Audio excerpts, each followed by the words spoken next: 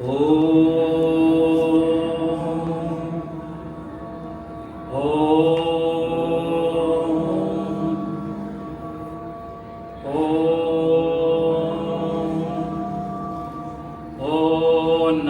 ಶಿವಾಯ. ಓಂ ಶ್ರೀ ಗುರು ಬಸವಲಿಂಗಾಯ ನಮಃ. ಓಂ ನಮಃ ಶಿವಾಯ. ಓಂ ಶ್ರೀ ಗುರು ಬಸವಲಿಂಗಾಯ ನಮಃ. ಓಂ ನಮಃ ಶಿವಾಯ. ಓಂ ಶ್ರೀ ಗುರು ಬಸವಲಿಂಗಾಯ ನಮಃ. ಶರಣು ಶರಣಾರ್ಥಿಗಳು. ಈ ಕಾರ್ಯಕ್ರಮದ ರೂಪ ಹೇಗೆ ಅಂತ ಹೇಳಿದ್ರೆ ಐದು ಡಿಸ್ಕಷನ್ ಪಾಯಿಂಟ್ಸ್ ತಗೊಂಡಿದ್ದೀವಿ. ಆ ಡಿಸ್ಕಷನ್ ಪಾಯಿಂಟ್ಸ್ನ ಮೊದಲು ಪ್ಯಾನಲಿಸ್ಟ್ ಅವರಿಗೆ ಮಾತಾಡಿದ ನಂತರ ಬೇರೆ ಪ್ಯಾನಲಿಸ್ಟ್ಗೆ ಮಾತಾಡೋಕ್ಕೆ ಅವಕಾಶ ಕೊಡ್ತೀವಿ. ನಂತರ we come to the audience. Feel free. ಅನುಭವ ಮಂಟಪದಲ್ಲಿ ಯಾವುದೇ ಒಂದು ವಿಚಾರವನ್ನು ನೀವು ನಿರ್ಭಯವಾಗಿ ವ್ಯಕ್ತಪಡಿಸ್ಬೋದು. ಆದರೆ ಒಂದು ಬಹಳ ಇಂಪಾರ್ಟೆಂಟು ಏನಂತ ಹೇಳಿದ್ರೆ, ಮುಖ್ಯವಾದ ವಿಷಯ ಅಂದರೆ ಯಾವುದೇ ವಿಚಾರ ಆಗಲಿ ಪಾಸಿಟಿವ್ ಆಗಿರಬೇಕು, ಕನ್ಸ್ಟ್ರಕ್ಟಿವ್ ಆಗಿರಬೇಕು. ಯಾವುದೇ ಒಂದು ನೆಗೆಟಿವ್ ಥಾಟ್ಸಿಗೆ ಇಲ್ಲಿ ಅವಕಾಶ ಇಲ್ಲ. ಅಕಸ್ಮಾತ್ ಯಾರಾದರೂ ಏನಾದರೂ ನೆಗೆಟಿವ್ ಆಗಿ ಯಾವುದಾದ್ರು ತತ್ವ ವಿಶ್ಲೇಷಣೆ ಮಾಡಬೇಕಾದ್ರೆ ಯಾವುದ್ರ ಬಗ್ಗೆ ಹಗುರವಾಗಿ ಏನಾದರೂ ಮಾತಾಡದೆ ನನಗೆ ವಿಧಿ ಇಲ್ಲದೆ ನಾನಾಗ ನಿಮ್ಮನ್ನು ನಿಲ್ಲಿಸುವಂಥ ಅಂತ ಪರಿಸ್ಥಿತಿ ಬರುತ್ತೆ. ಮೋಸ್ಟ್ ಪ್ರಾಬಬ್ಲಿ ನಾವೆಲ್ಲರೂ ಶರಣರಲ್ಲಿ ಅಂಥ ಒಂದು ಪರಿಸ್ಥಿತಿ ಬರೋದಕ್ಕೆ ಅವಕಾಶ ಮಾಡಿಕೊಡಲ್ಲ ಅಂತ ನಂಬಿಕೆ, ಆ ಒಂದು ದೃಢವಾದ ನಂಬಿಕೆ ನನ್ನಲ್ಲಿದೆ. ಇದು ರೂಪುರೇಖೆ. ಈಗ ನಾನು ಬೆಳಿಗ್ಗೆ ನಾನು ಮಾತಾಡಬೇಕಾದ್ರೆ ಒಂದು 2 ವಚನಗಳನ್ನು ಹೇಳಿದೆ. ಅದನ್ನು ನಿಮಗೆ ವಿಶದವಾಗಿ ಅದನ್ನು ಹೇಳಲಿಕ್ಕೆ ಸಮಯ ಸಿಗಲಿಲ್ಲ. ಅದನ್ನು ಹೇಳಿಬಿಟ್ಟು ನಾವು ಇಲ್ಲಿನ ಪ್ರಶ್ನೆಗಳನ್ನು ನಮ್ಮ ಡಿಸ್ಕಷನ್ ಪಾಯಿಂಟ್ಗಳನ್ನ ಶುರು ಮಾಡ್ತೀವಿ.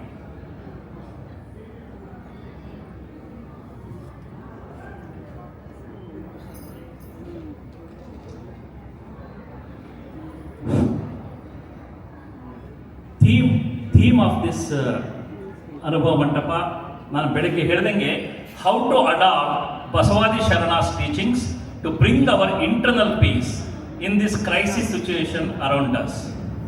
ಯಾವುದಪ್ಪ ಇದು crisis situation? There are wars going on from many years. Ukraine, middle east, 7-8 countries have joined that one.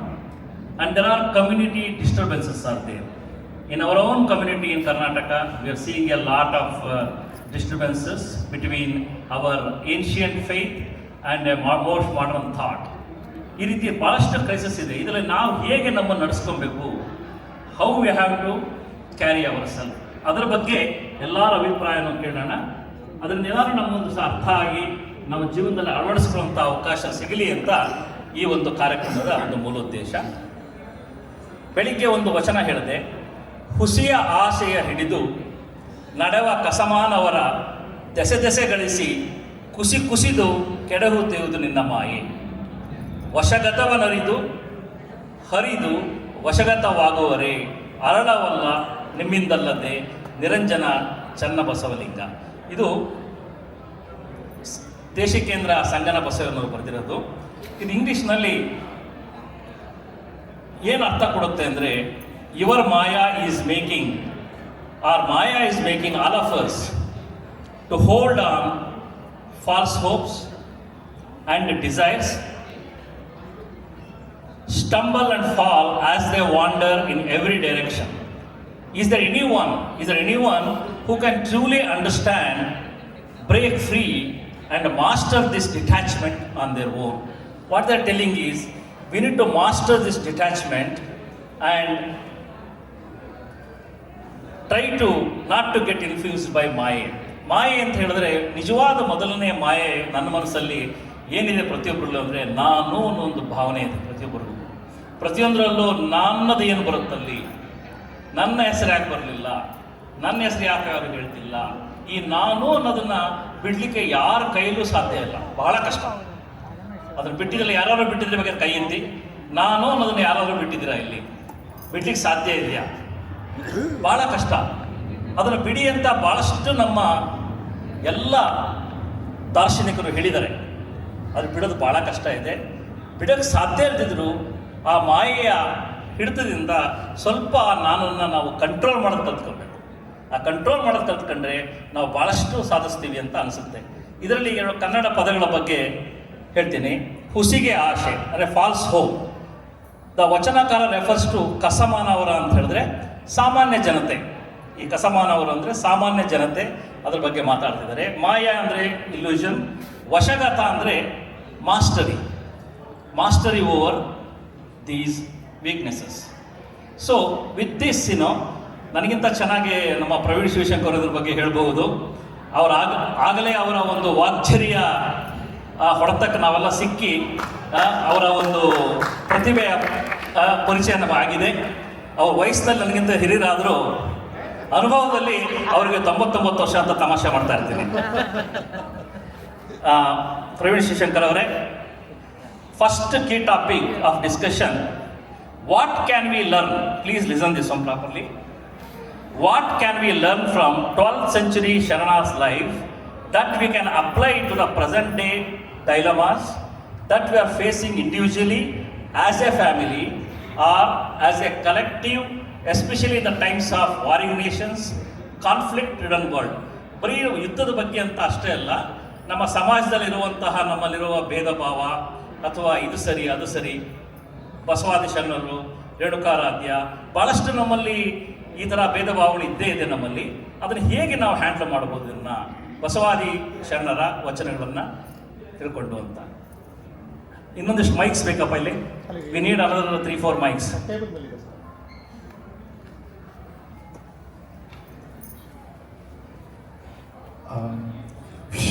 ವಿಷಯ ತುಂಬ ಗಹನವಾಗಿರೋದ್ರಿಂದ 10 ನಿಮಿಷದಲ್ಲಿ ಎಷ್ಟು ಮಾತ್ರ ಅದಕ್ಕೆ ನ್ಯಾಯವನ್ನು ಒದಗಿಸ್ಲಿಕ್ಕಾಗತ್ತೆ ಗೊತ್ತಿಲ್ಲ. ಭಗವಂತ ತೋರಿಸಿದ ಹಾಗೆ ಪ್ರಯತ್ನ ಪಡ್ತೇನೆ. ಮೊದಲು, why does conflict arise? Whether it is within our own self or between individuals, and then it kind of like gets protracted. Because when we talk about warring nations, is everyone at war with one another? No, it's select few, because they are in a position of leadership, so they will say, okay, we are at war. So there is authority, right? And that authority, is it coming from a position of service? Because I am not going to go into a conflict because of my own innate vested interests, but I'm going to, I'm representing the people. So do my people really want this war or not? Right? So people in the position of authority, are they just making unilateral decisions, or are they making decisions as a collective? So these are all like various dimensions that we get into when we talk about warring, or when we talk about nations and conflicts and all of that. That is not something that we can control.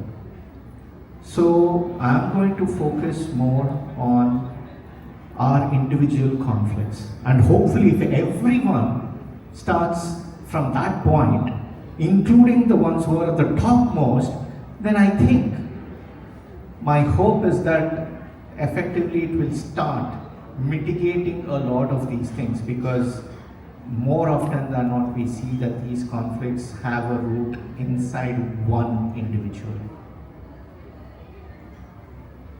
So why is there a conflict?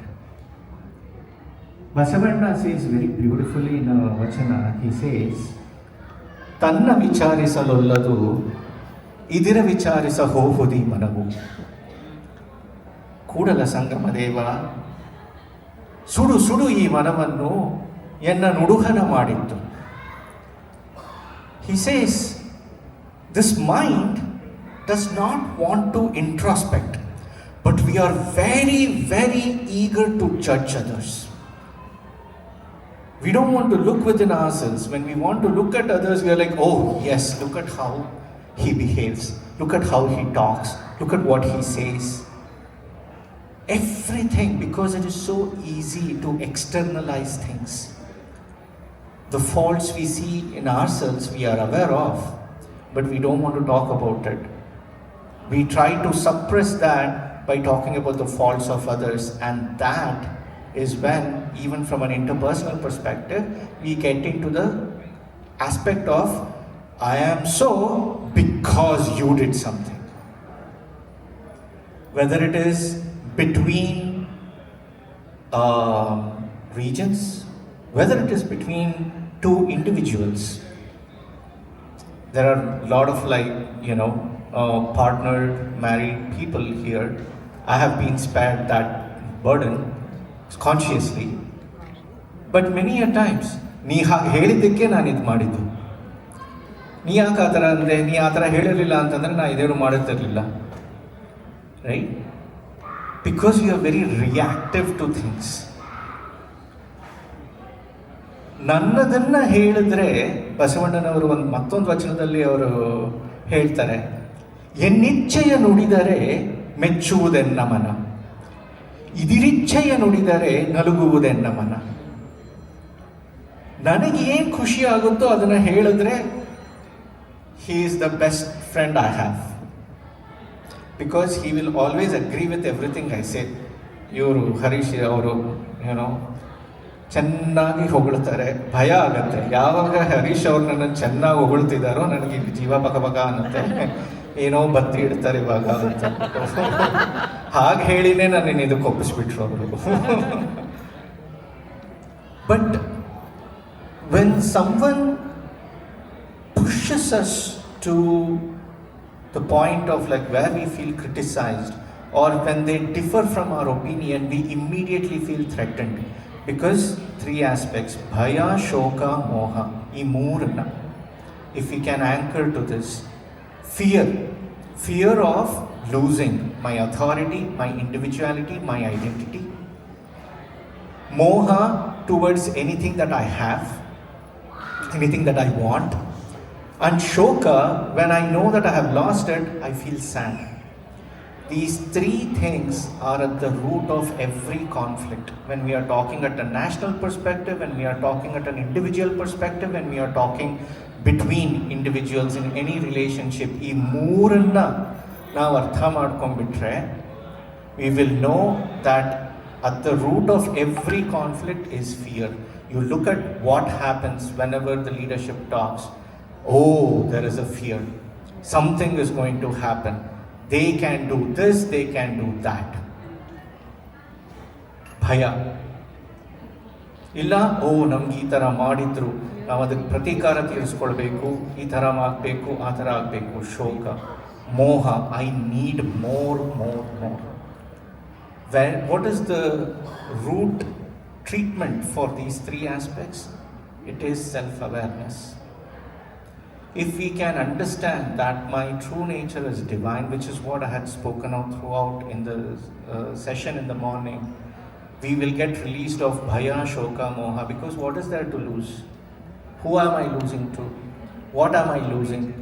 The one thing that I am losing, was it ever mine? Truly, did I own it? Did I give it? Did I earn it, or was it given to me from generations before? And is it my responsibility to pass it on for the future generations? When we have that responsibility, not just to my immediate family, not just to my innate community, but to the whole world as one, vaishvaikavadantaha drishti, then it naturally removes the conflicts. That's my perspective about these things.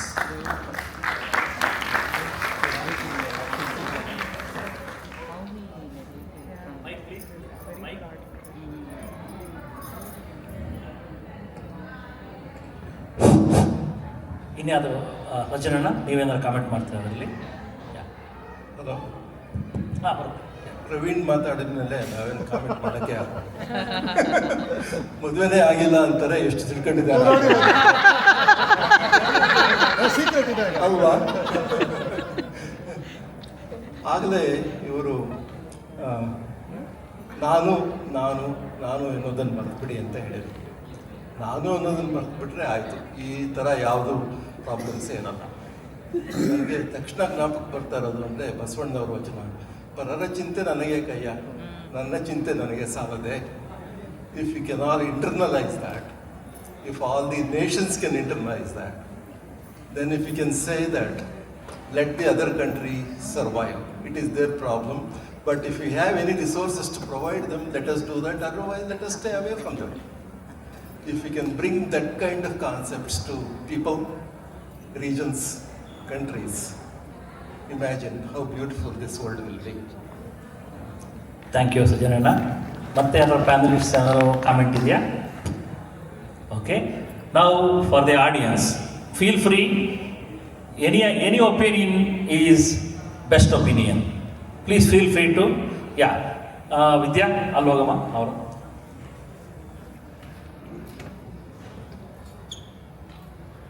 ಈಗಿನ ಪರಿಸ್ಥಿತಿಯಲ್ಲಿ ಈಗಿನ ಪರಿಸ್ಥಿತಿಯಲ್ಲಿ ಅನುಭವ ಮಂಟಪದ ಬಗ್ಗೆ ಮಾತಾಡಬೇಕು ಅಂತ ಹೇಳಿದ್ರಿ. ನಾನು ಒಂದು ವಿಷಯ ಹೇಳೋದಕ್ಕೆ ಇಷ್ಟಪಡ್ತೀನಿ. ಹೌದು, ಬಹಳ ಕಾನ್ಫ್ಲಿಕ್ಟ್ಸ್ ಎಲ್ಲ ಇದೆ, ಆದರೆ ಅದೇ ರೀತಿ ಈಗ AI ಬಂದಿದೆ, ಟೆಕ್ನಾಲಜಿ. ಆ ಟೆಕ್ನಾಲಜಿ ಅಡ್ವಾನ್ಸ್ಮೆಂಟ್ ಪರಿಸ್ಥಿತಿಯಲ್ಲಿ ಅನುಭವ ಮಂಟಪದ ನೀತಿ ನಿಯಮ, ಆಗಿನ ಅವರು ನಮಗೆ ಕೊಟ್ಟ ಉಡುಗೊರೆ ಎಷ್ಟೊಂದು ಮುಖ್ಯ ಅನ್ನೋದ್ರ ಬಗ್ಗೆ ಒಂದೆರಡು ಮಾತನ್ನ ಹೇಳೋದಕ್ಕೆ ಇಷ್ಟಪಡ್ತೀನಿ. ಒಂದು ನಿಮಿಷ ಸರ್, ನೀವು ಕಾಮೆಂಟ್ನ ಈ ಪ್ರಶ್ನೆ ಬಗ್ಗೆ ಮಾತ್ರ, ಯಾಕಂದ್ರೆ ಮುಂದಿನ ಪ್ರಶ್ನೆ ಅದನ್ನೇ ಇನ್ನೊಬ್ರು ಡಿಸ್ಕಸ್ ಮಾಡ್ತಾ ಇದ್ದಾರೆ ಹೇಳಿದ್ದನ್ನೇ. ಈ ಕಾಮೆಂಟ್ ಬಗ್ಗೆ, ಈ ಪ್ರಶ್ನೆ ಬಗ್ಗೆ ಮಾತ್ರ ಸೀಮಿತ ಆಗಿರ್ಬೇಕು. Any comment you can make. Okay, ಇದನ್ನ let us focus on this because we want to get the best out of that question, ಆ ಡಿಸ್ಕಷನ್ ಪಾಯಿಂಟ್ ಅಲ್ಲಿ. ಸೊ ಇದ್ರ ಬಗ್ಗೆ ಹೇಳಬೇಕು ಅಂತಂದ್ರೆ ಒಂದೇ ಒಂದು ವಚನದ ಎರಡು ಸಾಲು ಹೇಳಿ ಮುಗಿಸ್ತೀನಿ ನಾನು. ಖಂಡಿತ ಖಂಡಿತ. ತನ್ನ ಬಣ್ಣಿಸಬೇಡ, ಇದಿರ ಹಳಿಯಲು ಬೇಡ, ಇದೇ ಅಂತರಂಗ ಶುದ್ಧಿ, ಇದೇ ಬಹಿರಂಗ ಶುದ್ಧಿ. Beautiful beautiful. ಮತ್ತೆ ಯಾರಾದ್ರು? Doctor Suresh. Of course, I understood what you said. Why do we need to struggle to control? Mike. Oh, sorry. Why do we need to struggle to control and reach the full contentment when you can just try to be happy without worrying too much about it? ಖಂಡಿತ. ನನಗೆ ಒಂದು ಯಾವಾಗಲೂ ನಾನು clarify ಮಾಡ್ತೇನೆ, ಈ ಎಲ್ಲದರ ಅವಶ್ಯಕತೆ ಯಾರಿಗುಂಟು ಅಂತಂದರೆ, ಯಾರಿಗೆ ಭಯ ಶೋಕ ಮೋಹ ಅಂತ ಹೇಳ್ತಿರ್ತೀನಲ್ಲ, ಅದು ಯಾರಿಗುಂಟೋ ಅವ್ರಿಗೆ ಇದಲ್ಲ. ನನಗಿದೇನೂ ಇಲ್ಲ, ನಾನು ನೆಮ್ಮದಿಯಾಗಿದ್ದೇನೆ ಅಂತಂದರೆ ತೇಭ್ಯೋ ನಮಃ ಎಂದರೋ ಮಹಾನುಭಾವರು. Very good, absolutely. ಬಟ್ ಏನಾಗುತ್ತೆ, ಎಲ್ಲೋ ಒಂದು ಕಡೆ ಜೀವನದ ಯಾವುದೋ ಒಂದು ಘಟ್ಟದಲ್ಲಿ ನಮ್ಮೆಲ್ರಿಗೂ ಅನಿಸುತ್ತೆ, ನಾನು ಚೆನ್ನಾಗಿದ್ದೆ, ನಾನು ಒಳ್ಳೆಯವನಾಗಿದ್ದೆ, ಚಿಕ್ಕವನಾಗಿದ್ದಾಗಿಂದಾನು ನಾನು ಯಾರಿಗೂ ಅನ್ಯಾಯ ಮಾಡಿಲ್ಲ, ನನಗೆ ಯಾಕೆ ಹೀಗಾಯಿತು ಅನ್ನೋ ಪ್ರಶ್ನೆ ಬರುತ್ತೆ. People, they are leading a normal life. ಎಲ್ಲೋ ಭೂಕಂಪ ಆಯಿತು, ಹೋಗ್ಬಿಟ್ರು, ರಾತ್ರಿ ಮಲಗಿದ್ದವ್ರು ಎದ್ದೇಳಲೇ ಇಲ್ಲ. ಏನು ಅನ್ಯಾಯ ಮಾಡಿದ್ವಿ ನಾವು? ಕೆಲವು ಪ್ರಶ್ನೆಗಳಿಗೆ ಉತ್ತರ ಸಿಗೋದಿಲ್ಲ. ನಾವು ಹೇತುವಾದವನ್ನು ಇಟ್ಕೊಂಡು ಏನೆಲ್ಲ ಬೇಕಿದ್ರೆ ಹೇಳ್ಬೋದು. ಹೋದ ಜನ್ಮ, ಆ ಜನ್ಮ, ಈ ಜನ್ಮ, ಯಾವ ಜನ್ಮ ಕಂಡೋರು ಯಾರು? ಅದೊಂದು ಮನಸ್ಸಿಗೆ ಒಂದು ಸಾಂತ್ವನಕ್ಕೆ ಇರತಕ್ಕಂತಹ ಒಂಥದ್ದೇ ಹೊರತು, but fundamentally that question, why me, has no answer.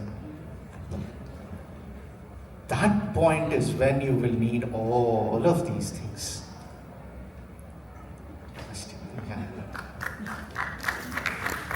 ಮತ್ತೆ ಪ್ರಭಾಕರಣ್ಣ. ಎಲ್ಲರಿಗೂ ಶರಣಾರ್ಥಿ. ನನ್ನ ಹೆಸರು ಪುಟ್ಟಿವೀರಯ್ಯ ಪ್ರಭಾಕರ್ ಅಂತ. ನಾನು ಒಪ್ಕೊಳ್ತೀನಿ, ಈಗೋ ಇರಬಾರ್ದು. ನಾನು ಮೈಕ್ ಹತ್ರ ಇಟ್ಕೊಳ್ಳಿ. ಐ ಎಕ್ಸೆಪ್ಟ್ ಈಗೋ ಇರಬಾರ್ದು ಮನುಷ್ಯನಿಗೆ, but to some extent you also have to respect ourselves. Self respect is very important. If you don't respect yourself, nobody else will respect you. So you have to talk in terms of those line. ನಾನು ಅನ್ನೋದು ಸ್ವಲ್ಪ pride ಇರಬೇಕು. You should be proud of our family, proud of our relations. If you don't have that respect, when you so-called other people won't respect us. This is my humble opinion, that you must have self-respect. Thank you. Thank you, Anna. But if anybody else want to share your thoughts? Yes, here.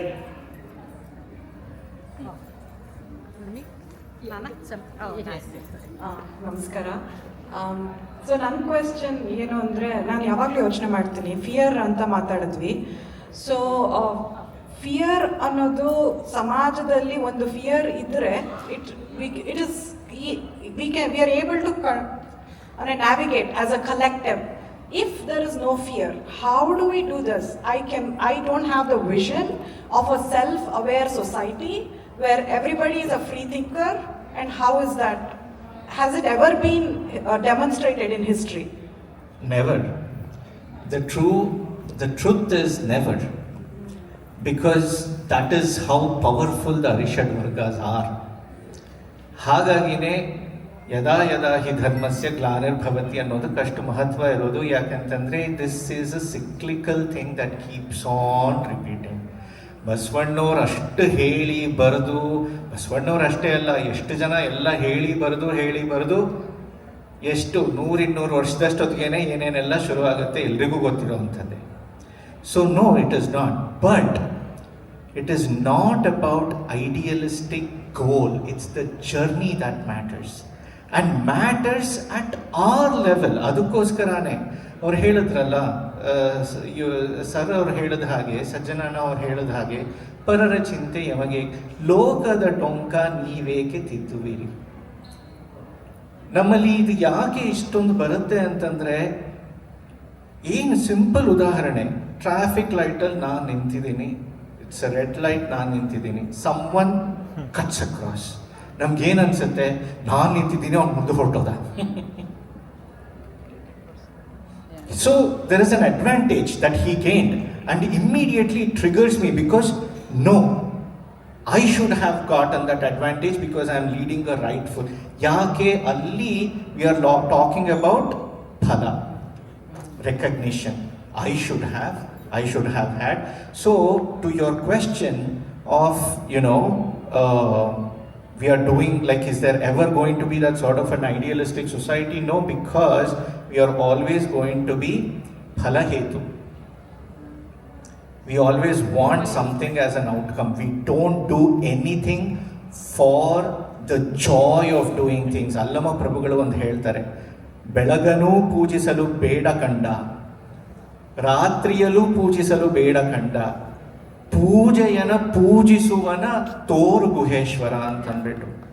ಬೆಳಗ್ಗೆ ಪೂಜೆ ಮಾಡಬೇಡ, ರಾತ್ರಿ ಪೂಜೆ ಮಾಡಬೇಡ, ಹೂವು ಇಟ್ಕೊಂಡು ಪೂಜೆ ಮಾಡಬೇಡ. ಪೂಜೆಗೋಸ್ಕರ ಎಷ್ಟು ಜನ ಮಾಡ್ತೀವಿ, ಒಳ್ಳೆಯದಕ್ಕೋಸ್ಕರ, for the joy of doing good. If we do it, then we are not bothered. That is what it means. Ma karma phala hetu bhu. ಅದಕ್ಕಾಗಿ ನೀನು ಮಾಡಬೇಡ, ಕರ್ಮ ಫಲ ಹೇತುವಾಗಬೇಡ. ಕರ್ಮವನ್ನು ಕರ್ಮಕ್ಕೋಸ್ಕರ ಮಾಡು. The joy that it gives, that is kayaka. Sir ಅವ್ರು ಹೇಳಿದ ಹಾಗೆ, ಈಗೋನ, like ego and self respect are two separate things. Self respect ಖಂಡಿತ ಇರಬೇಕು. ಭೃತ್ಯಾಚಾರ ಅಂತ ಹೇಳುವಾಗ, ನಾನು ಭೃತ್ಯ, ನಾನು ಸೇವಕ. ಯಾತಕ್ಕೆ? ಸ್ವಾಮಿಗೆ. ಸ್ವಾಮಿ ಯತ್ರ ಜೀವಸ್ತತ್ರ ಶಿವ. ಎಲ್ಲ ಜೀವರಲ್ಲಿಯೂ ಕೂಡ ಶಿವನಿದ್ದಾನೆ, ಎಲ್ಲ ಜೀವರಿಗೂ ನಾನು ಭೃತ್ಯ ಅಂದ ಮಾತ್ರಕ್ಕೆ ನನ್ನ ಗೌರವವನ್ನು ನಾನು ಕಳ್ಕೋಬೇಕಾಗಿಲ್ಲ. ಯಾಕಂತಂದರೆ ಎಲ್ಲರೊಳಗಡೆ ಇರತಕ್ಕಂಥ ಶಿವ ನನ್ನೊಳಗಡೆ ಇಲ್ವಾ? ನಾನು ನನ್ನ ಗೌರವವನ್ನು ಕಡಿಮೆ ಮಾಡಿಕೊಂಡ್ರೆ ಶಿವನಿಗೆ ಗೌರವ ಕಡಿಮೆ ಮಾಡಿದ ಹಾಗಾಗಲಿಲ್ವ? ಸೊ ಹಾಗಾಗಿ, ಆದರೆ ಅಹಂಕಾರ ಎಲ್ಲಿ ಬರುತ್ತೋ ಅಲ್ಲಿ ಶಿವ ನಮಗೆ ಕಾಣಿಸೋದಿಲ್ಲ. ಹಾಗಾಗಿ ಅಹಂಕಾರ ಮತ್ತು ಸ್ವಗೌರವ ಬೇರೆ ಬೇರೆ, ಖಂಡಿತ ಒಪ್ಕೊಳ್ಳುವಂಥ ಮಾತು. ಓಕೆ. ಇನ್ನು ಒಂದು ಕ್ವಶನ್ ತೊಗೊತೀವಿ ಈ ಡಿಸ್ಕಷನ್ ಪಾಯಿಂಟಲ್ಲಿ. ಲಾಸ್ಟ್ ಕ್ವಶನ್ ಯಾರು ಉಂಟಾ? ಅವ್ರಿಗೆ ಕೊಡಿ. ಹಲೋ, ನಮಸ್ಕಾರ. ಸಂಜಯ್ ಅಂತ. So who is a Veerashaiva or what is Veerashaivism? Next question is, sorry, I have two questions. ಅದು ಒಂದು ನಿಮಿಷ, ಬೇಜಾರು ಮಾಡ್ಕೊಂಬಿಡಿ ಅಣ್ಣ. We have to align with the only discussion point. ಅದು ಕೊನೆಗೆ ಲಾಸ್ಟ್ ಟೈಮ್ Okay, ಹೋದಾಗ I'll come back. General points will come. That's fine. Okay, definitely don't mistake us. Okay, previous question ಅಲ್ಲಿ ಮೈಕ್ ಆನ್ ಮಾಡಿ. Okay, mic on ಮಾಡಿ. there was a question about whether there was such an idealistic society. I like to disagree with you. So that is the whole point of this Anubhava Mandapa. I think 12th century Sharanas gathered, discussed their spiritual growth, their Anubhava ಏನು, ತಮ್ಮ everyday ಲೈಫಲ್ಲಿ ಏನಿತ್ತು, ಏನಾಗ್ತಿತ್ತು, ತಮ್ಮ spiritual growth ಎಲ್ಲ ಏನಾದರೂ discuss ಆಗ್ತಿತ್ತು. I think at that point such a small, even though it was a small society, it did exist. That is my point of view. I am not disagreeing with you, just adding to your little bit. It was a fleeting golden moment in the history of India. You reminded me of an old Jewish story where two people go to the rabbi, and the first one says, "Rabbi, I had a cow pregnant coming to my yard, and she gave birth to a calf. This calf is mine." So the rabbi tells him, "You are right." Then the other person says, "No, Rabbi, that cow belongs to me. I fed it. I grew it. The calf belongs to me." The rabbi looks at the second person and says, "You are right." Then the wife of the rabbi comes to him and tells him, "Rabbi, how can you say the first person is right and then also say the other person is right? You cannot do that." So the rabbi looks at her and he says, "You are right." But the joke is that Anubhava Mandapa is this. Because if you read Shunya Sampadane, they don't reach agreement. They don't reach final agreement, but they are conversing. And they have a way to talk to each other. That is the best situation. Thank you, sir. Okay, we'll go to the next discussion point. Before going to that, we'll look at the second vachana there. See, all the points already Sajjan Shiva and Praveen touched upon this. Basavana has advised us 9 centuries before that work on uplifting the people and correcting the challenges of yourself, your family, your community, and your country first, before trying to resolve others' issues. I think, our adopted country has been doing this from many, many decades, trying to correct the world, right? If we all focus on this principle, many conflicts around us can be avoided and resolved. Let us just go through this vachana written by Tontada Siddhalinga Shivayogivaru. It's a very interesting one. ಮೊಸಳೆಯ ಹಿಡಿದ ಮಣ್ಣ ಮಂಡಲದ ವಿಷಹತ್ತಿ ಜಗವೆಲ್ಲ ಮುಸುಳಿಸಿ ಮರೆದೊರಗುವುದನ್ನು ಕಂಡೆನಯ್ಯ. ಮೊಸಳೆಯ ಹಿಡಿದ ಮಣ್ಣ ಮಂಡಲದ ವಿಷಹತ್ತಿ. Okay, ವಿಷದ ಹೊಗೆಯನ್ನು ಕೆಡಿಸಿ ಆ ವಿಷದ ಹೊಗೆಯನ್ನು ಕಡಿಮೆ ಮಾಡುವಂಥ, ಮೊಸಳೆಯನ್ನು ಬಿಡಿಸಿಕೊಂಬ ಅಂಥ ಮೊಸಳೆಯಿಂದ ಬಿಡಿಸ್ಕೊಳ್ಳೋಕ್ಕೆ ಇರುವಂಥ ಶಕ್ತಿ ಇರುವಂಥವನು ಅಸಮಾನ ನಾರನು ಅಂತಂದರೆ ಅಸಾಮಾನ್ಯ ನಾರನು ಅಂತಲೇ ಹೇಳ್ಬೋದು ಬೇಕಾದ್ರೆ ನಾವು. ಅಸಾಮಾನ್ಯ ನಾರನು ಕಾಣೆನಯ್ಯ ಮಹಾಲಿಂಗ ಗುರು ಶಿವಸಿದ್ದೇಶ್ವರ ಪ್ರಭುವಿ ಅಂತ ಹೇಳ್ತಾರೆ. ಇದೇನು ಮೀನಿಂಗ್ ಅಂತ ಹೇಳಿದ್ರೆ ಇಲ್ಲಿ the entire world grow dim and faint under the poison of earthly circle, that is the ಅಮಿಷಗಳು, ಆ ಮಾಯೆಯಿಂದ everything is as if a crocodile is holding us. ಎರಡು ಬಾಯಿ ತೆಗೆದು ನಮ್ಮನ್ನು ಹೋಲ್ಡ್ ಮಾಡಿದೆ. ಆ ರೀತಿ ಎಲ್ಲ ರೀತಿಯ ಒಂದು ಆಸೆ ಅಮಿಷಗಳು ನಮ್ಮನ್ನು ಹಿಡ್ಕೊಂಡಿದ್ದಾವೆ.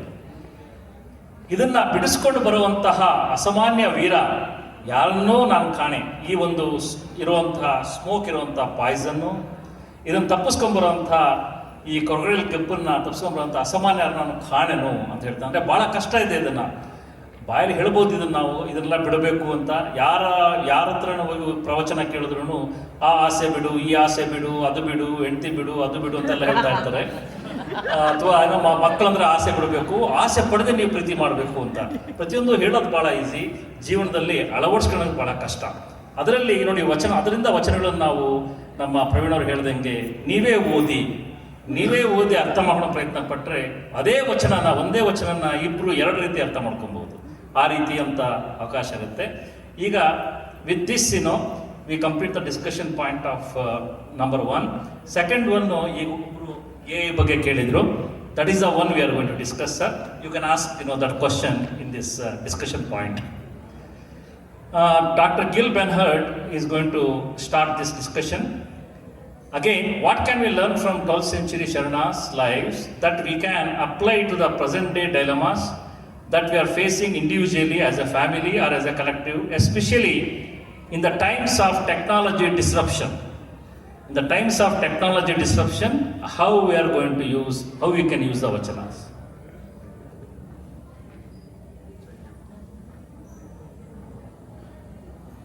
Is it? Yeah. Thank you. So even the question that came before was about technology and AI and this moment that we are in, which is a moment of disruption. It is clear. Disruption, technological disruption, it comes in many ways. It came in history. Industrial Revolution, very famously. It disrupted the way people worked. And many people in that generation paid a huge price. Many people lost their jobs because machines suddenly took over what humans could do. Many people became unemployed, and it took another generation for correction. And people are also concerned that we are now at this very moment. And it's very concerning, actually, because AI can take up a lot of jobs, and it will take time to figure out how society can continue. I know as a professor in the university, I have these challenges. If my students, I give them home assignment, 1 page, 10-page essay.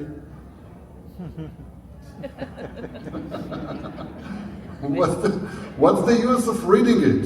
I'll let the ChatGPT to read it also. If the ChatGPT wrote it, it can read it.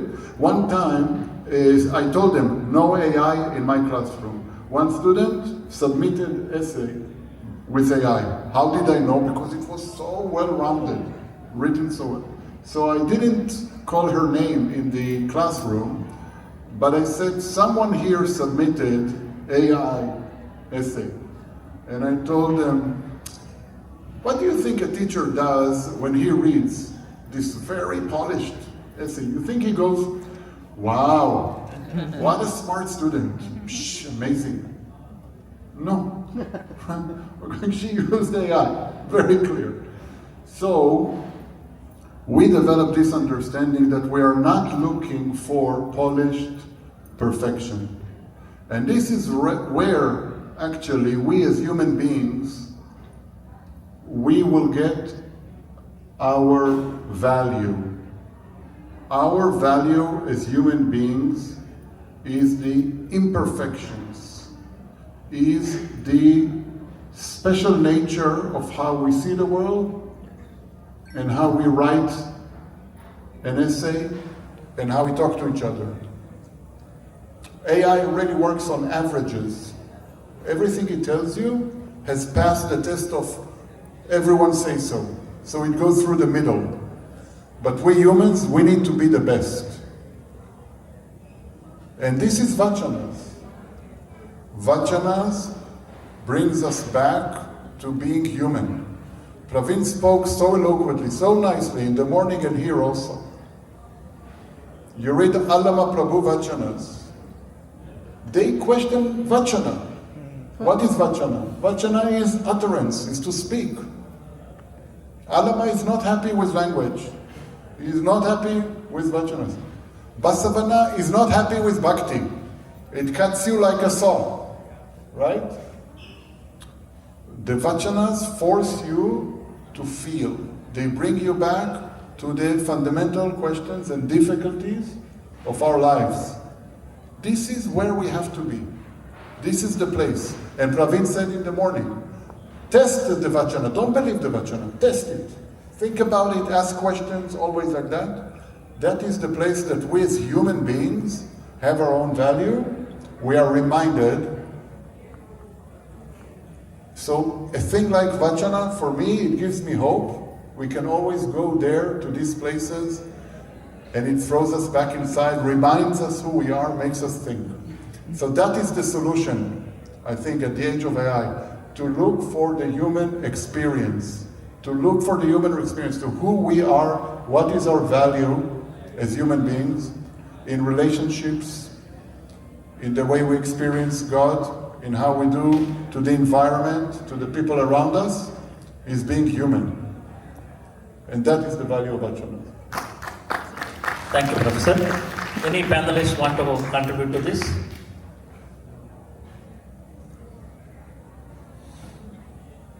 Yeah, I'm also a professor in the university, and I give assignments, and I get answers back from AI.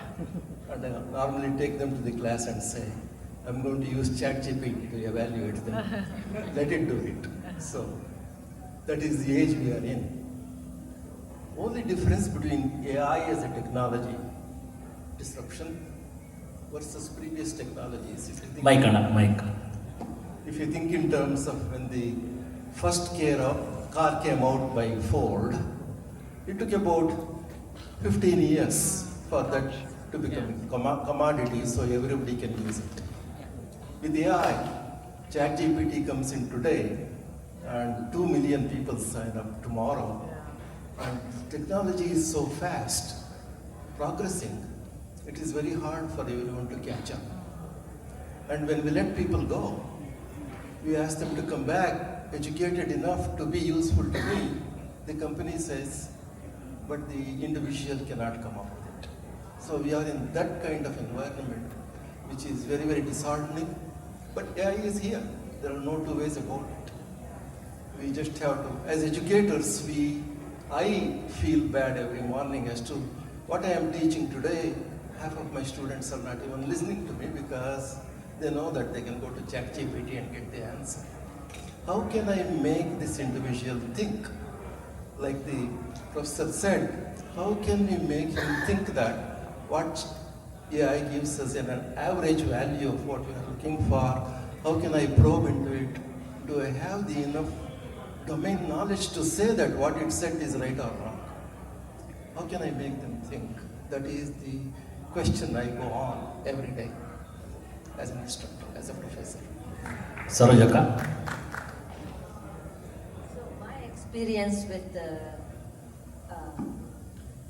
AI was when I was trying to translate a a small book about Mike. I was trying to translate a book about my father, and I was taking a small book, 8 pages, about his life and what he did. He was a dynamic person, so I wanted to give that knowledge to the younger generation. Here it was in Kannada, so I had to translate it to English for all our clan, I would say, the extended family, the children growing up. And so I started doing it, and each little page was taking me a long time, and I have done translations many times before. So finally I was getting frustrated. Let me use this ChatGPT. So it was giving me answers like, in seconds, and I was so happy. And finally, it remembered everything, all the pages, although I was doing little by one page at a time. Hey, this person is so good. Can I give you a summary of, can I make you a better summary? So I was happy I was able to finish and give that information to my children and grandchildren and all that.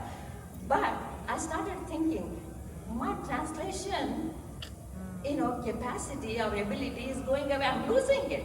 That is my dilemma. I want to say about this 2 things very important. we're not in an objective world. People are pushing AI at every place. You cannot open a window on your computer, any application in your phone, AI will shove it. Now, what lady just now described has a name. It's called cognitive offloading. Cognitive offloading means that once you use AI to do something, your mind shuts off, takes it off your mind. Cognitive offloading. Cognitive offloading leads to a more severe phenomenon, which is called cognitive surrender. After you did cognitive offloading, the next time you will come, you will not even try. You will immediately go to it. You will not even think about translating yourself because that's what it works. Done. Cognitive surrender is if I come and ask you a question and you come back and tell me, oh, let's ask AI. That is cognitive surrender. And my point is this. We can talk about these things. There are many studies open. You can look up cognitive surrender and all these things. When we read, I tell my students, I show them these studies, I tell them, if you come here, if you want to live in an age of AI, you need to work on your brain. You need to keep your brain in conversation with AI. Now, don't use AI. In my classroom, you'll do the translation yourself in order so when you go out to the world, you will still have value. So, preparing for the age of AI is preparing your brain to still work in itself. This is what I explain to my children. So I'm just trying to give one way of working with this challenge. ನಮ್ಮ ಜಯರಾಜಣ್ಣ ಹೇಳಿದ್ರು ಶರಣು I just wanted to do a comment on that because it is not only technology disruption, any change that comes up. So we take some time to adjust, and at the same time, as Dr. Gill was talking about, we forget that pathway, whatever the pathway which we were using, so that is forgotten. And if it is good for the society, I think we should stick for it. And the society will determine whether it is bad for the society, and it will die eventually. That's what I wanted to make a comment. Praveen, you want to comment? Yeah, if you want, then I'll go to them. Yours okay? Okay, before taking to the audience, I have a small comment on that. You know, from the childhood, my parents, and my grandfather, they made me to become a very good at the mental maths. All the tables and everything, we should do adding, subtracting, everything, try to do from the head. When I was in engineering, the calculator started coming. Believe me, when the first time calculator started coming, I was using the calculator, then I was checking with the mental math. Making sure I'm adding correctly, because I couldn't believe it. How it can add correctly, if it makes a mistake. Then after some time, I myself started, stopped as exactly the professor told, my mental math stopped, calculator took over. And I started asking my daughter, Daddy, why we have to do? Calculator is going to do, we don't need mental maths. So this is another example of how today they don't let calculators. And so at first, when calculator came out, they stopped teaching math for a year or two in America in the late 80s, in the late 70s, until they understood. First, you give the mental math, you teach them, and only then you put calculators. So first years they don't get calculator. Anybody please raise your hand. Okay. You are number 2, sir. Welcome there. ನಮಸ್ಕಾರ. So ಇದು ಈಗ ಹೇಳಿದ ಮೇಲೆ ನಾನು ಒಂದು ಹೇಳಕ್ಕೆ ಇಷ್ಟಪಡ್ತೀನಿ. This is the same. ಈಗ ಅನುಭವ ಮಂಟಪ ಇದೆ ಕಾನ್ಸೆಪ್ಟ್. ಈಗ 2 ವಚನ ಈಗ ಪ್ರವೀಣ್ ಅವ್ರು ಹೇಳಿದ್ದು, ಇದನ್ನ ಫಸ್ಟ್ ಕ್ವಶನ್ ತಗೊಂಡು 2ನೇ ಕ್ವಶನ್ ತಗೊಂಡು ಇದನ್ನ ಚಾಟ್ GPT ಕೊಟ್ಟರೆ it can give the summary in 5 minutes or something. But what we went through in the last 30 minutes or 40 minutes, that is totally different than what it gives the chat GPT. And one more, I'm sure that yes, almost all of us, we lost how to write a letter. In one sentence, we cannot write without any corrections. If I start if you give the paper and pen, I cannot write one letter without the scratch, because that's the word, delete, edit, delete. That's the mode we already went. That's the what I wanted. Thank you. ಅಲ್ಲಿ ಅಮ್ಮ.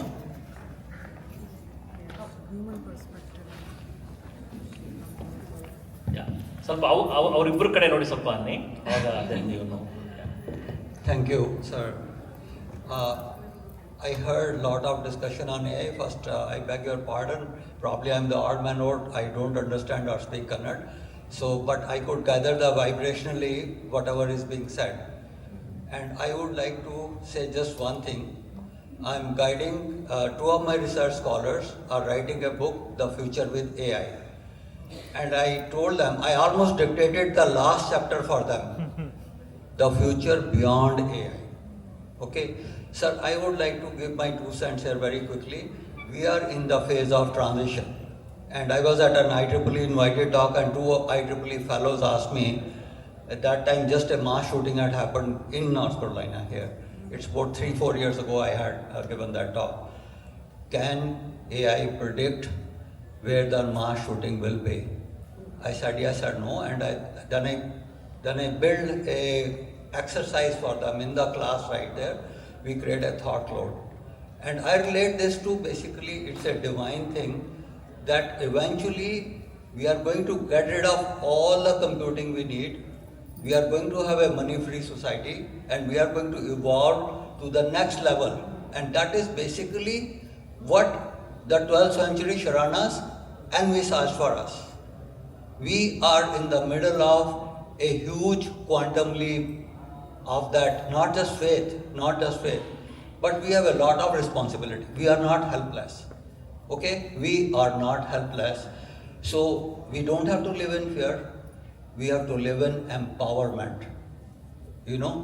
So if we shift that dogma, DOGMA, to that, feel empowered. I am like empowerment by the divine. Just reverse those words and then we will feel very empowered to basically reverse the fear. We will be basically able to live and do things that really matter to create a peaceful world. Permanent peace is right on the horizon. Each one of us is responsible to create it. Thank you, sir. Thank you, Abhi.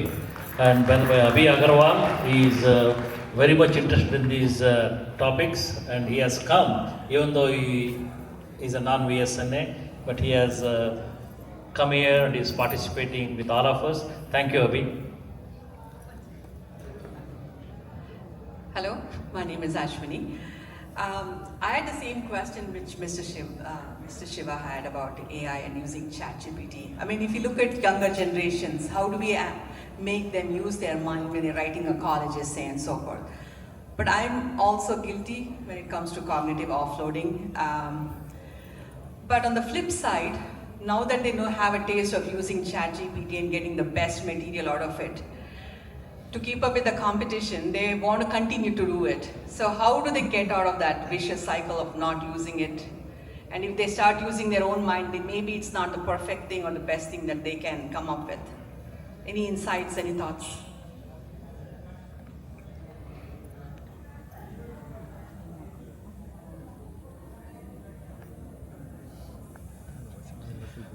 One of the reasons I consciously tried to stay off was because I'm a technologist at heart. Being an engineer, and I think that influenced a lot of how I view vachanas too. But here's my perspective. If we are mindful, the thing is, and this is again my perspective, technology is agnostic. Let us all understand that. What does it mean? Right or wrong? Technology is never going to determine that.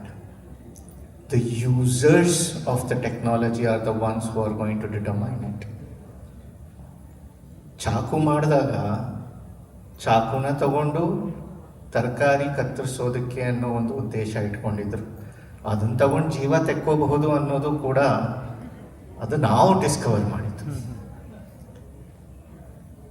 So technology is like that. It is agnostic. Let us not attribute characterizations to a technology, because at the end of the day, as Professor said, it is all probabilistic. It is data driven. Garbage in, garbage out. That what is going in and what is coming out is a garbage is a cognitive exercise that we have to determine. So when we are accepting the outputs of technology, be it AI or anything, to the point that Professor Abhi was making, where are we mindfully engaging? When we are watching something, whether it is on WhatsApp, whether it is on YouTube, whether it is on Instagram, are we just consuming it mindlessly because it is talking about something that resonates with me and building an echo chamber?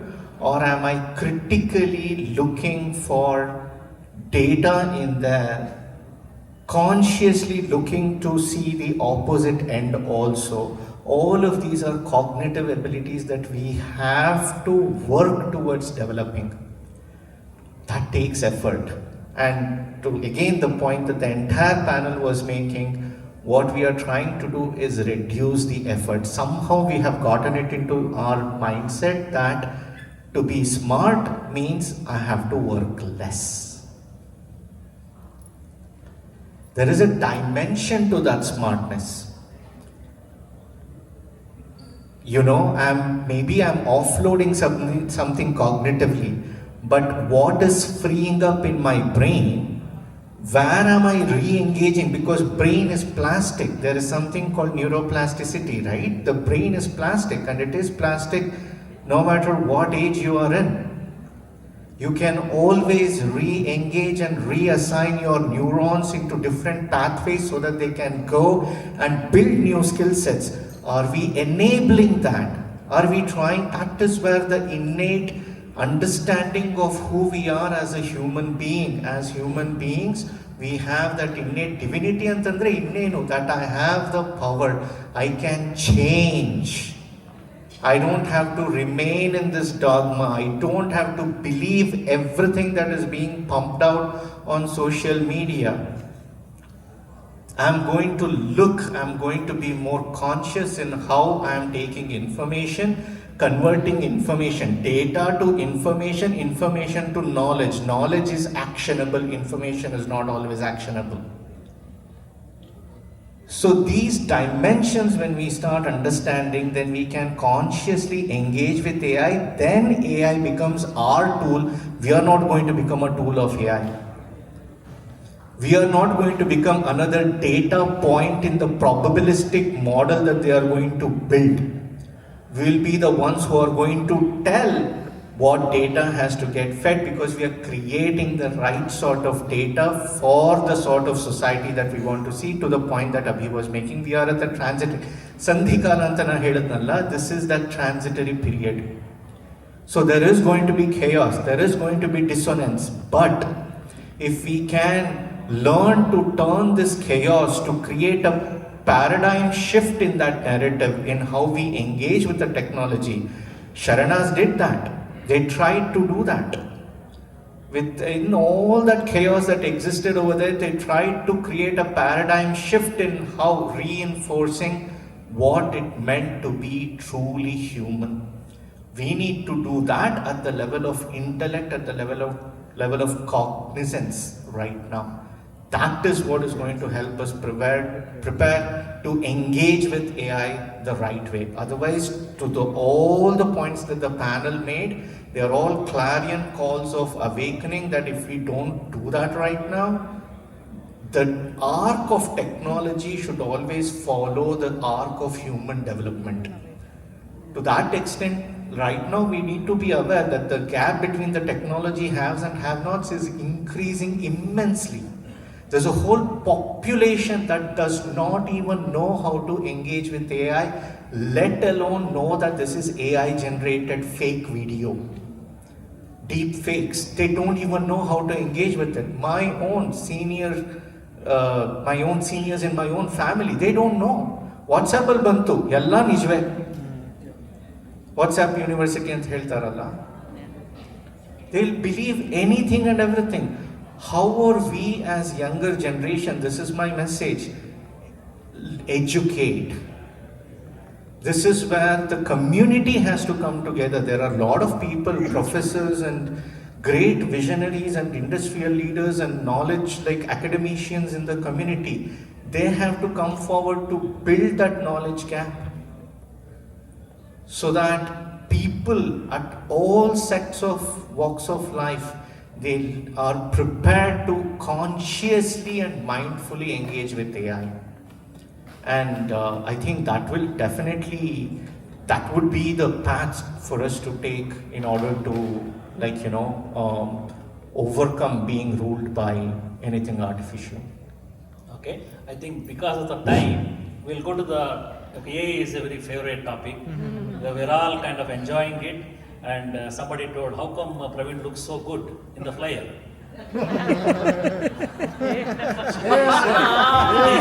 He's so upset, Harish, don't make me look good, please. Okay, we'll go to the next discussion point. We'll come back again. AI is very, I know a lot of people want to make a comment, but we have another 3 points this way. The third discussion point, can you change the slide, please? Saroja Kange, Dr. Saroja Ullagatti, and many of you know Dr. Saroja Ullagatti, and for those who don't know, she is one of our founder, and she was the first editor of VSNA newsletter, and also she served in the first convention in the committee level along with Gurusamy Ayya. She is currently in Virginia, and she is kind of a senior advisor for the chapter there.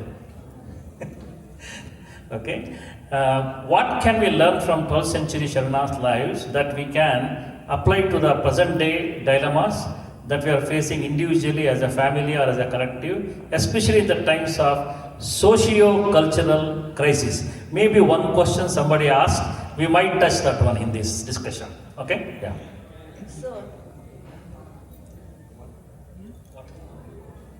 So to address this...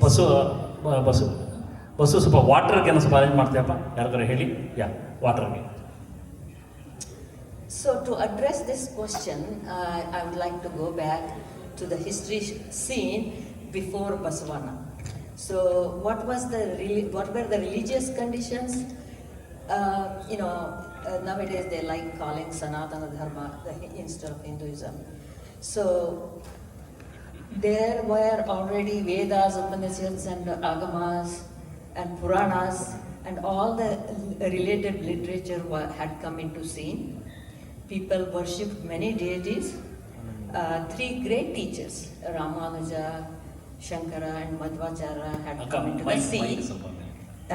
come into the scene. Buddhism and Jainism were spreading, and the Bhakti movement had also begun.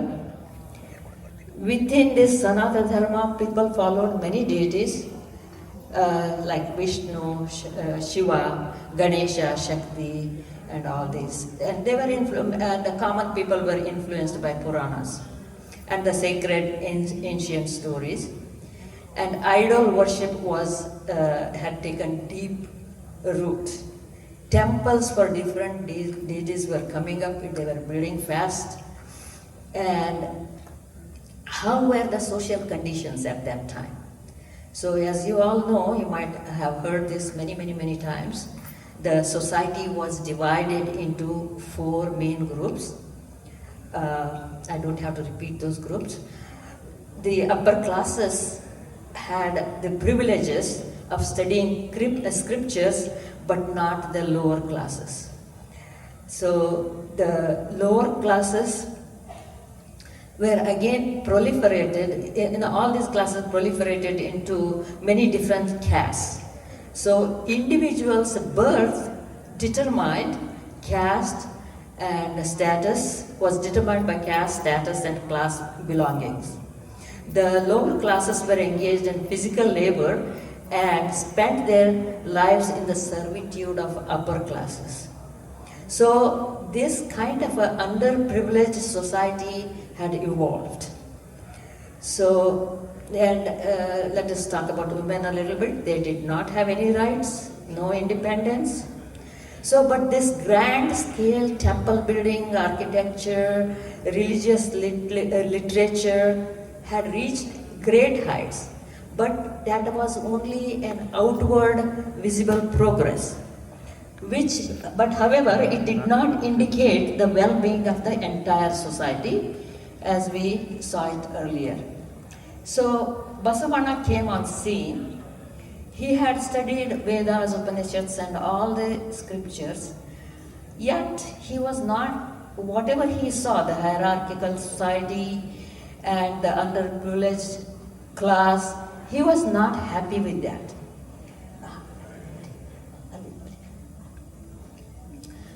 So he built a society where he could, bring all people together and, principles where there are no differences.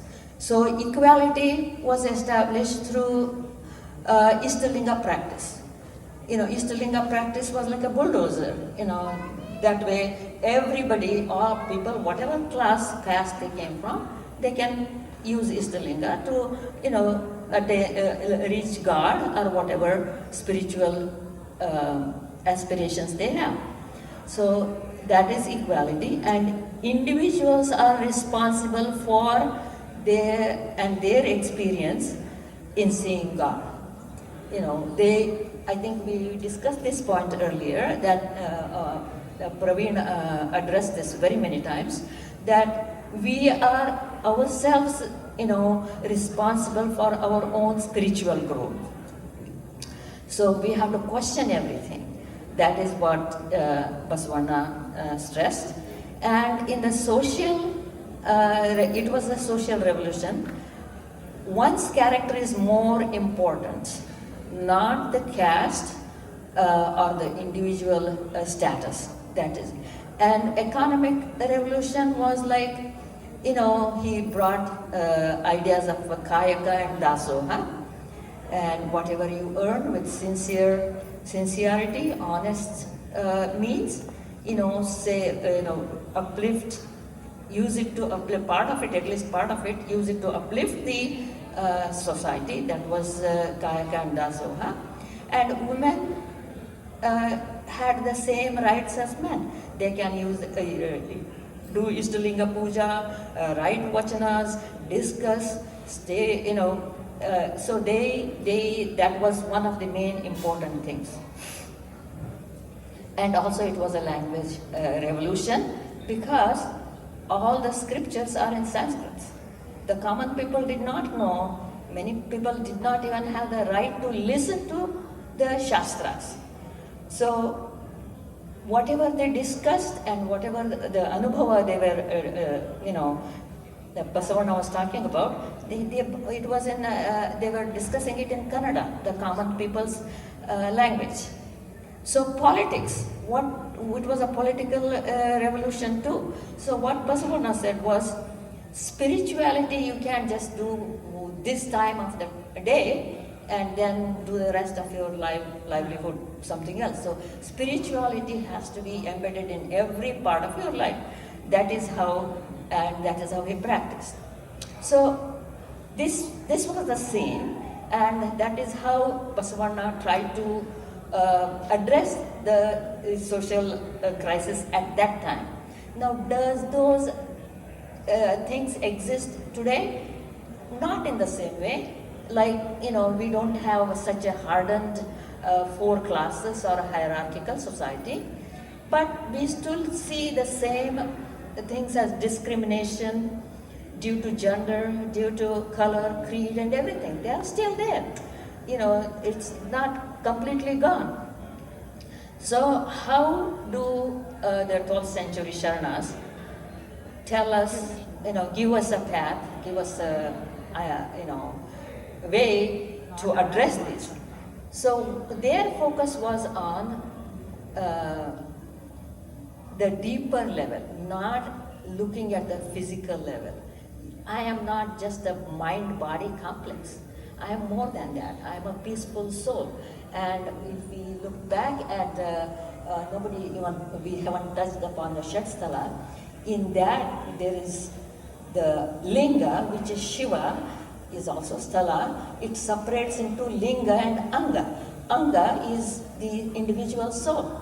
That Anga it always wants to go back to its source, which is linga. And the bhakti in 6 different stages helps it to go back. So if we concentrate on that, I'm not mind-body complex, I'm a peaceful soul. So in that way, the professor here is sort of an extension of me.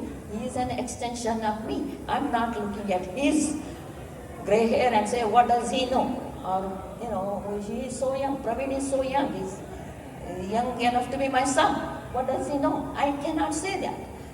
Once we realize we are all souls, we are all journeying towards the same goal, we will find that path. So, but this path not easy. It's not easy at all. So we need to have that determination. One Basavana says here, Chalabeku Sharanange Paradhanavana Wallenemba, Chalabeku Sharanange Parasatiya Nollenemba, Chalabeku Sharananga Paradaiva Nollenemba, Chalabeku Sharanange Linga Jangama Vande Yamba, Chalabeku Sharanange Prasada Ditavemba, Chalavilladavana Mechanamma Kudala Sangama Deva. So we have to develop this attitude basically. That's what they are saying. And then Alkamadevi has another vachana that says, Harana Padava Nambidavara Kulava Narasabeda, Chalava Narisabeda, Bhaktanadade, Lingaikyanyandu Nambu, Sharanarellaru Vande. Sharanare, that's the point we are trying to make here. Sharanarellaru Vande Yandu Tili, Channa Mallikarjuna. So, again, Allah Prabhu, he also says, Linga velle hudendu nudiya beda, angadolage linga untu, beda bhavava maretu, Shiva Sharanarorane beretare, ade mukti, ade bhakti, guheshwara. So,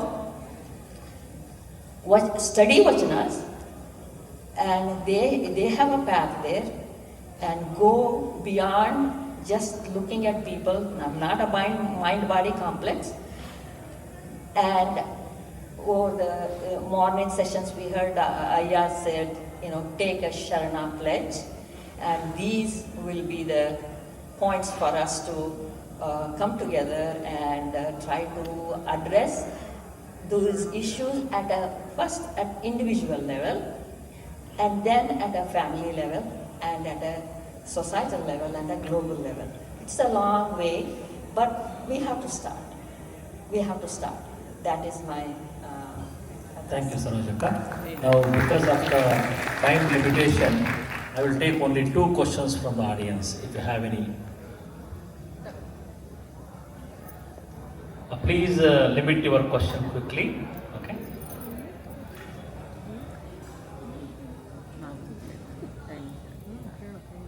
Namaskara, Sharanati.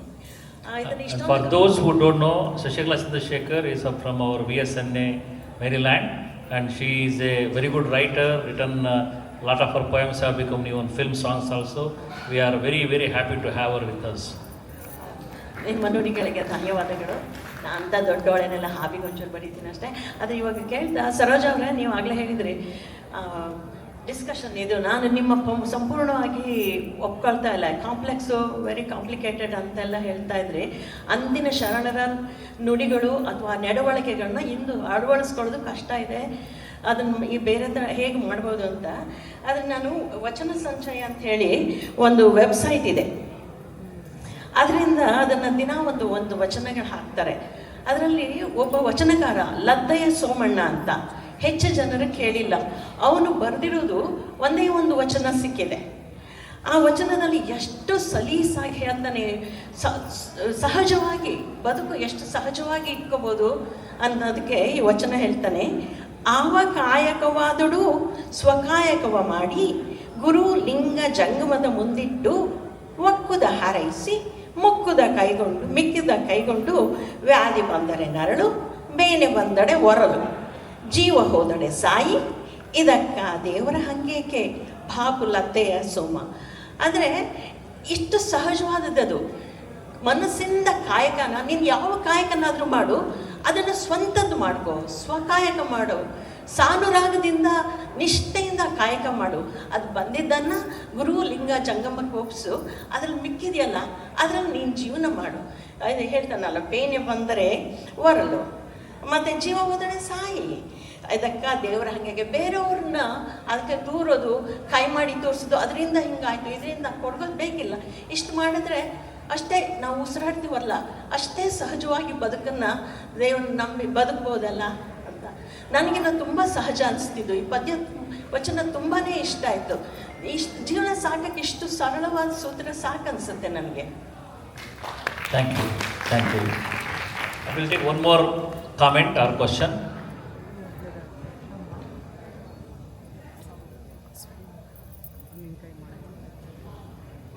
Okay, for those who don't know, Gurubala Anna, he also doesn't like us to introduce him. Gurubala Anna is our founder. According to many of our seniors, he is the one who started VSNA, but he always opposes me when I try to introduce him. He is a prolific writer. We have got one complete all his publications in our library. We have one particular section, Gurubala Anna Publications. Thank you, Anna, please. I have a comment to make about the third line, Bhaktavadade Lingaikyanindu Nambu. Of course, Bhakta has been divided in the previous Vachana. Again, I will have doubts about that. But anyway, I want to make Lingaikya. Veerashaivas refers Lingaikya as not to have birth again. There are 4 kinds of salvation Sharanas define, which is called Salokya, Saropya, Samipya and Sayujya. Salokya is to live in the Kailasa. Samipya is to live close to Shiva. Saropya is put on a dress and live like Shiva. Sayujya is similar to live in their thinking is Shiva. None of those things will eliminate the cycle of birth. And Veerashaivas, especially Sharanas, recommend Lingaikya. Aikya is being Shiva himself. That way there is no rebirth. So I want to make that thing. Thank you. Coming back to Bhakta and Bhavi, I have did some research before I came here. Basavana's Vachanas, of 800 of them, I looked into it. About 6 times he refers to Bhavi. Who is a Bhavi? They decided not to have 4 varnashrama dharma, but here they are dividing humans into 2 parts, Bhavi and Bhakta. That didn't go along with me. But I like to say everyone is a Bhakta because they have some kind of a devotion. The guy who don't have a devotion may be a Bhavi. That would have been a better way of saying. That comes out in a different vachana or different lines. That I want to make that comment to our people. Thank you. Thank you, Gurubala. Because of lack of time, the last questions will take very less time. And the next discussion point is to Dr. Sajjan Shiva. No, he doesn't need any introduction. How can we achieve work-life balance in today's stressful life through the guidance from Vachanas, especially for those who are still in the prime, that means not like us, still in the prime of their profession and with a growing family?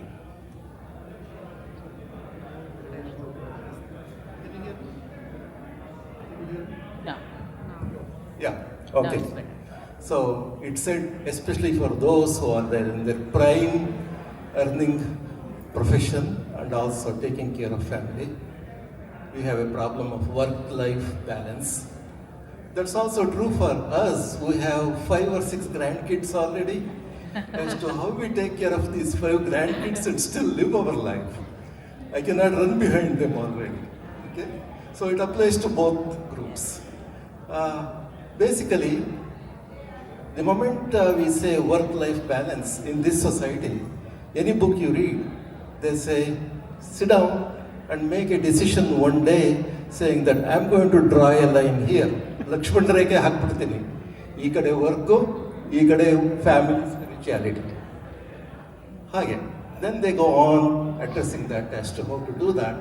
Eventually, a lot of people say that I cannot draw a line. Yeah. My employer has given me a laptop and he allows me to use my cell phone. He dumps work at me. He doesn't care whether I am talking to my wife or eating my dinner. He expects an answer in the next 20 minutes. How am I going to handle this? So then I said, what would Sharanas do? Did they really have a work-life balance problem? Then I tried to examine Basavana's life. Basavana was the Prime Minister of Bijada. He was handling treasury. And he had a family. And he was handling Anubhava Mandapa. How did he do all that? I have not seen any picture of Basavana that says he was completely distraught with something. He always kept cool. He used to use the modern terminology. That means what he did was work, the work you do for earning your living, and spiritual life or mental life or family life as you call it, they are not two separate things. He said it is a continuum. As long as you view that your corporate life and spiritual life are one and the same, you are responsible for both. Do not try to separate them, but do the best out of them. That is better work-life balance rather than striving hard to separate the two. Of course, to help this, I definitely have to go back to the concept of Kayaka and Dasaha. Kayaka, we simply said selfless labor. Some of us said Kayaka ve Kailasa, work is worship, work is heaven, whatever you call it. Kayaka simply means that you got to do your best. You got to earn your living through your Kayaka. And at the same time, you need to make sure that you need to share it with your community beyond your means. That is the concept of Kayaka and Dasaha put together. To me, Kayaka means 3 different things. Kayaka implies excellence, ethics, and then devotion. You need to put all those 3 together. Excellence because you got to be the best in your work. No two ways about it. Halfway done work, a job is done for just job is treated as a boredom thing, you will get tired very easily. A job without mastery, they say it is a misery. So that means you have to be a master in what you are doing. A job done with a view that I am not only contributing to my own welfare, my family welfare, my community welfare, is considered as the true Kayaka. That is where that is the kind of attitude you need to. If you think along those lines, then work-life balance becomes almost non-existent because whatever you're doing all day long is what you enjoy, what you are contributing to the society. In fact, I always say, everything I do in my life is his work. So if I take that attitude, then I am just an agent for him to do my responsibility on this earth. Then work-life balance goes away from Kayaka point of view. How is Dasoha helping? Dasoha helps because you are sharing your earning with your community. You are providing them something that they did not have. It need not be money. It could be Tanu Dasoha, it could be Mana Dasoha, it could be Gnana Dasoha. Tanu, Mana, Dana, Gnana, Yavdana Kodbodu. If, in fact, there are studies that say they have proven that those who really earn for a living and use every dollar they earned to for themselves are much more sad compared to those who mingle with the community and share it with fellow beings. If that is the case, Dasoha becomes a very pertinent attribute for us to have to reduce our own anxiety towards what we are doing and give us the capability of saying that we are contributing to the society. So, in that sense, Kaika and Dasoha clearly tell us, even today, they are applicable. Then, I definitely have to talk about Ishtalinga, because some of us are not wearing Ishtalinga anymore, and some of us are. That is not pertinent. Ishtalinga was provided to remind everyone to think of him as and when you get a chance, wherever you are, in whichever the forum it is. That is, if you look at it that way, you may not be wearing it today. In your busy life, now we are saying when you are looking at the screen all day long, every 20 minutes you get up and do a 20, 20, 20, right? Get up every 20 minutes, look 20 feet beyond, and take it easy for 20 seconds and come back. While you are doing that, think in terms of going into a mindful mode where you imagine you have something equivalent to Ishtalinga that makes you think about, what am I doing today is the best thing that I can do today. I am doing this for the divine. The divinity in me, ನನ್ನ ಕಾಲೇ ಕಂಬ ದೇಹವೇ ದೇಗುಲ ಶಿರವೇ ಹೊನ್ನ ಕಳಸವಯ್ಯ ಅಂದಮೇಲೆ ನಾನೇ ದೇಗುಲ ಆದಮೇಲೆ ನನ್ನ ಒಳಗಡೆ ದೇವತೆ ಇದ್ದೇ ಇರಬೇಕಲ್ಲ. My divine is there.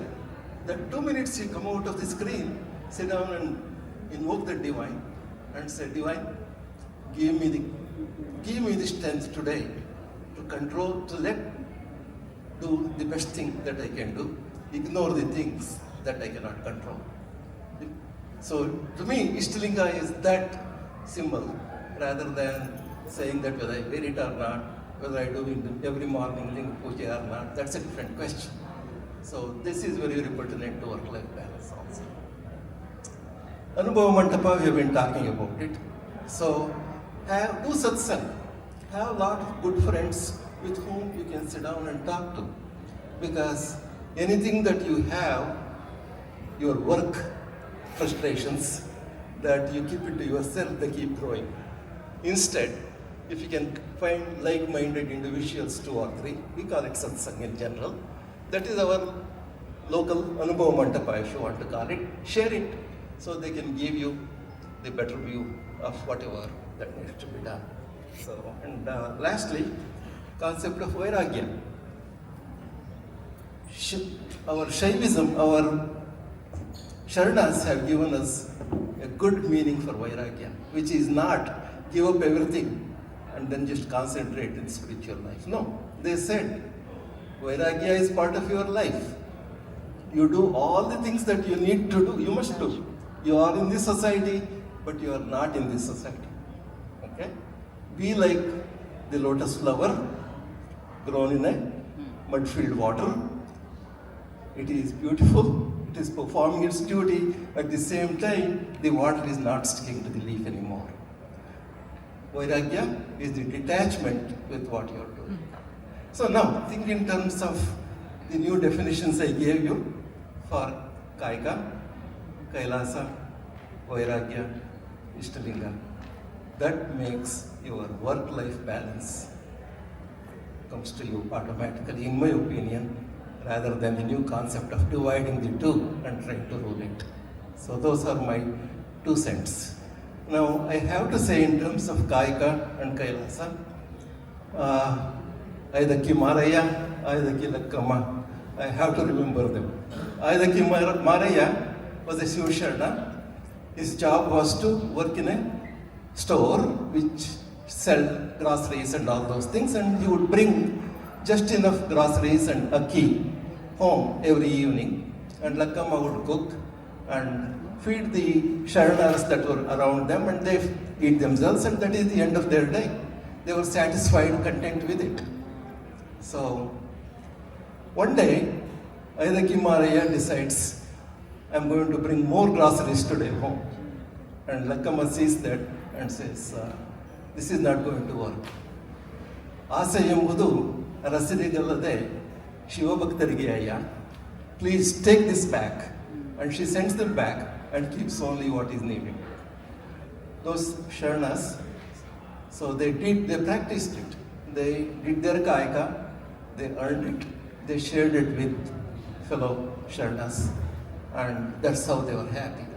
In fact, Ayadaki Maraya also says that ಕಾಯಕದಲ್ಲಿ ನಿರತನಾದೊಡೆ ಜಂಗಮ ಬಂದರೂ ಪರವಾಗಿಲ್ಲ, ಲಿಂಗ ಬಂದರೂ ಪರವಾಗಿಲ್ಲ, ಆ್ಯಕ್ಚುಲಿ ಶಿವ ಬಂದರೂ ಪರವಾಗಿಲ್ಲ, ಎಲ್ಲರನ್ನೂ ಮರ್ತ್ಕೊಡ್ಬೇಕು, ನಾನು ಕಾಯಕದಲ್ಲೇ ಇರಬೇಕು ಅಂತ. So those two are a very good examples of how we can lead our life in terms of having a peaceful, pleasant, contributing life. So that is what Sharnas have given us, that is applicable even today. Thank you, Anna. Thank you. Because of time now, I'll come back to you. But before that, the fourth discussion point, one lesson we are learning. 90 minutes, I think we need to limit to only 3 questions. Otherwise, we cannot do justice to the audience. But the last discussion point from Jairaj Anna, he is from local chapter, so I need to be careful. So I need to ask this question, so he will, have an opportunity to answer. This is a very tough question. Many Veerashaiva Lingayas are following typical Hinduism practices, such as temple visits, performing puja in temples through prayers, like Rudrabhisheka, anything like that. How do one balance Hindu Veerashaiva Lingayat practices in our VSNA community in this adopted land? Should my practice be individualistic or collective effort? Should it be focused on rituals or practices of all principles? Thank you. And as you know, this discussion can go on forever because this is no beginning, no end. Even before Basava's time, whether it is 12th century or 1st century, 2nd century, anything, temples were there. People were involved in temples, and even to this day, so that is happening even now also. But the one thing that you have to remember, that at Basava's time, the division of in the community, depending on their labor, depending on whatever the jobs that they were doing, so that is the one which divided them, and then some people could go to temple and then pray, and they had the privilege of getting near to the God or just seeing the God, but always there was a third person who was in between the Bhakta and the deity. So that separation, Basavana brought an end to that, and because of that, the equality came into picture. He said that anybody who is born in this world, any bhavi, as somebody was, as Guru Bale was mentioning about bhavi and bhakta, everyone is not a bhakta. You are just born in this society, and you become a bhakta only when you are initiated to be a bhakta. So that's what Basavana brought into picture. That's the reason why he made everyone to look alike and do alike everything, and he brought the Ishtalinga practices to the society in our Veerashaivism. And that's why that Ishtalinga practice, and that Ishtalinga grew to Bhavalinga and then the Pranalinga. So the 3 terminologies he brought at that time was Ayata, Swayata, Sannihita. The same terminology which Guru Bade was mentioning about. Ayata, Lingayata, Linga Ayata. When you wear the linga on the body, you are in Lingayata. That's why you are getting closer to God, or getting they feel that God is with you all the time. But as the day progresses, as the time progresses, at that time, so when you are praying with God all the time and thinking that God is always with you, then you go to the Ishtalinga, Bhavalinga concept, where you are a Swayata, and then goes to Sannihita. Sannihita is where the union of Atma takes place, and then that part is described there. So as you can see on the screen, the Vachana, ಉಳ್ಳವರು ಶಿವಾಲಯ ಮಾಡಿದರು. ನಾನೇನು ಮಾಡಲಿ ಬಡವನಯ್ಯ, ಎನ್ನ ಕಾಲೇ ಕಂಬ, ದೇಹವೇ ದೇಗುಲ, ಶಿರ ಹೊನ್ನ ಕಲಶವಯ್ಯ, ಕೂಡಲ ಸಂಗಮ ದೇವ ಕೇಳಯ್ಯ, ಸ್ಥಾವರ ಕಳಿವುಂಟು ಜಂಗಮ ಕಳಿವಿಲ್ಲ. So he said that you don't have to go to the temple at all. So because the God is always with you, so you are the temple. That is a simple description of ayata.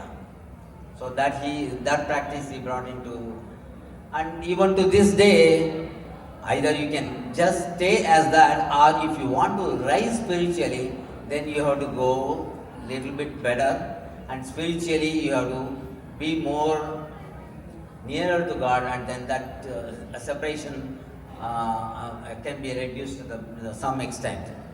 With that simple comment, I leave for any questions. Thank you, Anna. All our panelists are very erudite, knowledgeable. They will be available in the, the dining area for you. I know all of you, many of you have many questions. We can discuss with them at one-on-one or in a small groups, in the dining area. Now that because the next forum already, my brother Vasanta is standing behind me. If I don't move, then he is going to push me out. Okay. ಒಂದು ಬಹಳ ಒಂದು ಸಂತೋಷಕರ ಸಂಗತಿ ಅಂದರೆ ನೀವೆಲ್ಲೊಂದು 100, 120, 130, 150 ಜನ ತನಕ ಇದ್ದೀರಾ. ಎಷ್ಟು ಕ್ವೈಟಾಗಿ, ಎಷ್ಟು ಫೋಕಸ್ಡಾಗಿ ನಾವು ಕೇಳಿದ್ದೀರಾ ಅಂದರೆ, ನಾನು ಒಂದು ಟೈಮಲ್ಲಿ ಪ್ರೊಫೆಸರ್ ಆಗಿದ್ದೆ, ನಮ್ಮ ಸ್ಟೂಡೆಂಟ್ಸು ಎಷ್ಟು ಚೆನ್ನಾಗಿ ಕೇಳ್ತಾ ಇರ್ತೀವಿ. ಅಷ್ಟು ಚೆನ್ನಾಗಿ ನೀವು ಕೇಳಿದಿರ, ಭಾಳ ಸಂತೋಷ ಆಯಿತು. ನಿಮಗೆ ಭಾಳ ಆಸಕ್ತಿ ಇದೆ ಅನಿಸುತ್ತೆ. ನಾಳೆ ಇದೇ ಥರ ಸೆಷನ್ನು ಆಡಿಟೋರಿಯಮಲ್ಲಿ ಯೂತ್ ಅಂತ ಹೇಳಿದ್ದೀವಿ, ಅಲ್ಲೂ ಬಂದು ಪಾರ್ಟಿಸಿಪೇಟ್ ಮಾಡಿ, ಅದರಲ್ಲಿ ನಿಜವಾಗ್ಲೂ ಇನ್ವಾಲ್ವ್ ಆಗಿ, ಯೂತ್ ಅಂದ ತಕ್ಷಣ ಯೂತ್ ಲೀಡ್ ಮಾಡ್ತಾರೆ. Let us understand their thoughts. ಅವ್ರ ಥಾಟ್ಸ್ ಕೇಳಿ, ಅವ್ರಿಗೆ ಕ್ವಶನ್ ಮಾಡಿ, ಅವ್ರಿಗೆ ಸ್ವಲ್ಪ ಅವರಿಂದ ಅರ್ಥ ಮಾಡ್ಕೊಳ್ಳೋಣ. That is the important. Please ಬನ್ನಿ ಆಡಿಟೋರಿಯಮಲ್ಲಿ ನಾಳೆ 1:30. ಇವತ್ತು 2 ಗಂಟೆಗಿತ್ತು, ನಾಳೆ 1:30 ಇಂದ 3 ತನಕ ಇರುತ್ತೆ. ಬನ್ನಿ,